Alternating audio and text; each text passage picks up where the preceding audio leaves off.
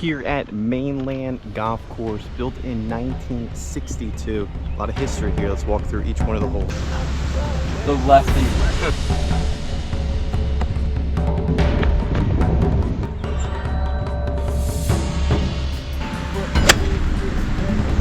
Oh my gosh, not bad. And being built in the 60s, they have a lot of hidden shots off the tee. You don't really know where you're going. You might want to play this course the second time around to really think about scoring well. And it's a lot of sharp turns once you do having your approach shot.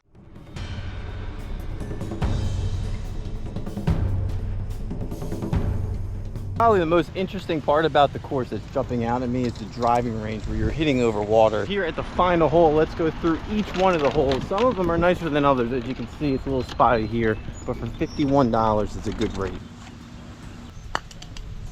Oh, gotta putt it sometimes.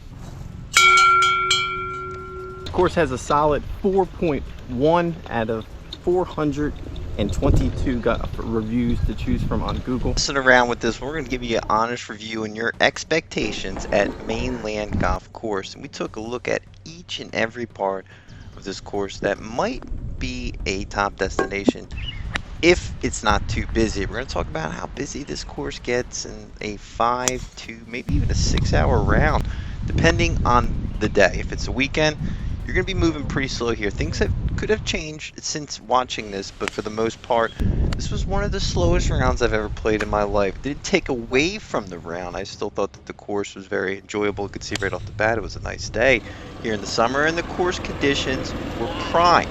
We're going to talk all about the prices of the golf course here at Mainland Golf Course, the history being built in 1962.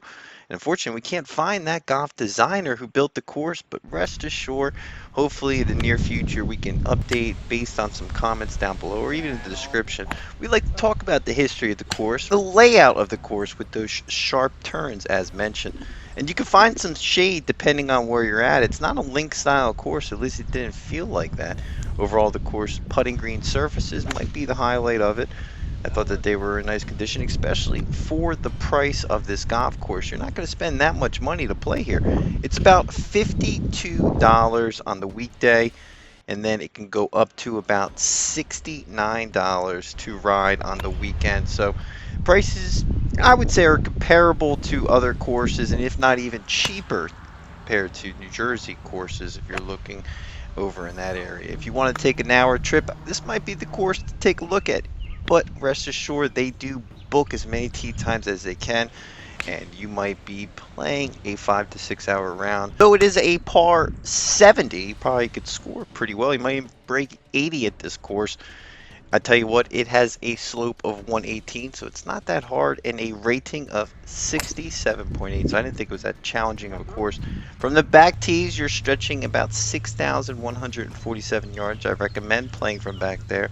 And from at least the history we're reading, this has always been a public golf course. We don't really know for sure, so we hate at least assuming that's the case. But you're going to find a lot of golf balls out here because at least in the last couple decades, it has been a public course. Overall, we'll give a rating of a 6.2. I think there's going to be improvements at this course. For the price, I don't know. You're going to get a good price. For $60, $70 at this point, don't expect to be playing a high quality course. It could be $200 at some of these future rates that we're seeing. But 18 holes of fun golf here might be worth taking a look at. Also, they have some cheap rates during the weekday.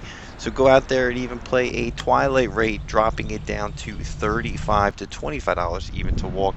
That's going to do it for our list. Keep a lookout for more videos to come. This is the Parfessor, an independent golf channel.